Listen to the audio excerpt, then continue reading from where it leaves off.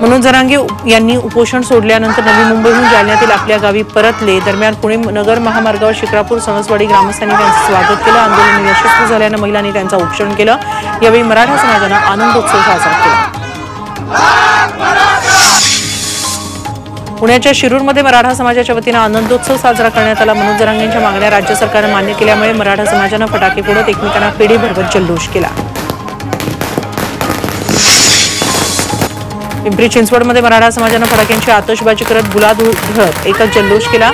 आंबेडकर चौकात यावेळी जोरदार घोषणाबाजी करण्यात आली। मनोज जरांगेंच्या मागण्या मान्य झाल्यानंतर मराठा समाजाने पुणे जिल्ह्याच्या इंदापुरात मिठाई वाटून आनंद साजरा केला। खडकपुरामधील छत्रपती शिवाजी महाराजांच्या पुतळ्याला अभिवादन करत मराठ्यांनी जोरदार घोषणाबाजी केली, तसंच फटाके फोडत जल्लोषही केला। मराठा आरक्षणासाठी सुरू असलेल्या मनोज जरांगेंच्या लढ्याला अखेर यश आलं। राज्य सरकारने अमृत नोनी आर्थो प्लस ये एक प्रूवन फॉर्मूला है। इसमें मौजूद नोनी फल के गुण और आयुर्वेदिक जड़ी बूटियां शरीर को जरूरी पोषक तत्व देने के साथ साथ हड्डियों और जोड़ों के घिसने, उनमें होने वाले सूजन और दर्द को रोकने में मदद करता है। दर्द मुक्त जीवन के लिए अमृत नोनी आर्थो प्लस। आरक्षणाबाबत अध्यादेश जारी केल्यानंतर बारामती शहरासह तालुक्यातील झारगडवाडीमध्ये फटाके फोडून तसंच पेढे वाटून आनंदोत्सव साजरा झाला। यावेळी घोषणाही देण्यात आल्या।